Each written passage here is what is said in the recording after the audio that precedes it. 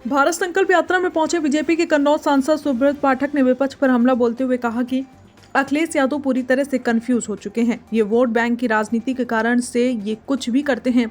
सुबह कुछ बोलते हैं और शाम को कुछ और बोलते हैं। जब पहले कहते हैं कि निमंत्रण मिलेगा तो हम जाएंगे, उसके बाद में जब इनको निमंत्रण मिल जाता है तो इनकी पार्टी का एक सांसद जिसके पैर कब्र में लटके हुए हैं और वो कहता है कि मस्जिद शहीद कर दी गई है, तो ये मंदिर जाने से मना कर देते हैं।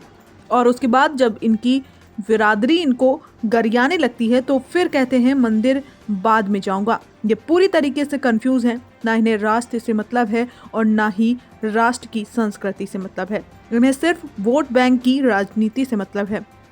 वोट के लिए कुछ भी करेंगे, इनकी तरफ कोई ध्यान नहीं देता। बिधूना में आए हुए हैं, किस तरीके से किस प्रोग्राम में आए हुए हैं? ये विकसित भारत संकल्प यात्रा का कार्यक्रम में मेरा आज यहाँ रतगांव आना हुआ है।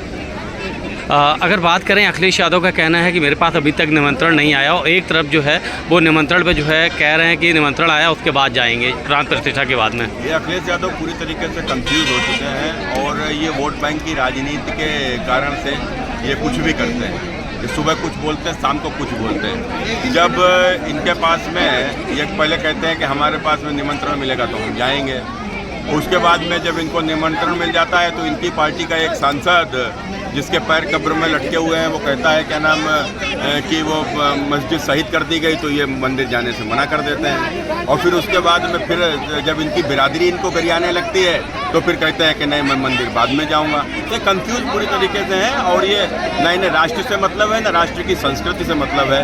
इन्हें तो केवल वोट बैंक की राजनीति से मतलब है कि वोट के लिए कुछ भी करेंगे, वो उसके तरफ ध्यान नहीं देता। वहीं अगर बात करें तो ये इंडिया गठबंधन की बात आती है और एक तरफ मायावती जो है तीसरे गठबंधन की भी बात सामने ला रही है। क्या है इस तरीके से, किस तरीके से देखते हैं आप? वो अली बाबा 40 चोर की कहानी हमने सुनी थी, जब 40 आपस में लड़कर मर गए, तो ये चोर डकैत बेईमानी कभी इकट्ठे हो ही नहीं सकते।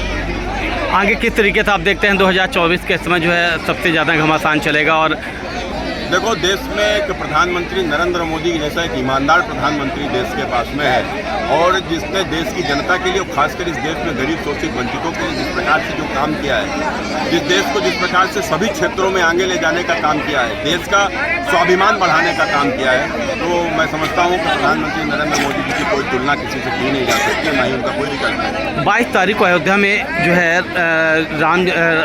जो है राम मंदिर के प्राण प्रतिष्ठा होनी है। वहीं कांग्रेस जो है कहीं ना कहीं सवाल खड़े कर रही है ना जाने के लिए, किस तरीके से?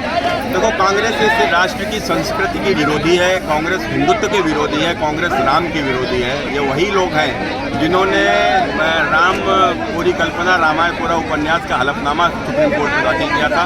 वे राम सेतु को भी तोड़ने में किस प्रकार से आतुर थे। तो कुल मिलाकर यह लोग पूरी तरीके से राष्ट्र विरोधी, इस देश की संस्कृति के विरोधी हैं। ये लोग राम के विरोधी हैं।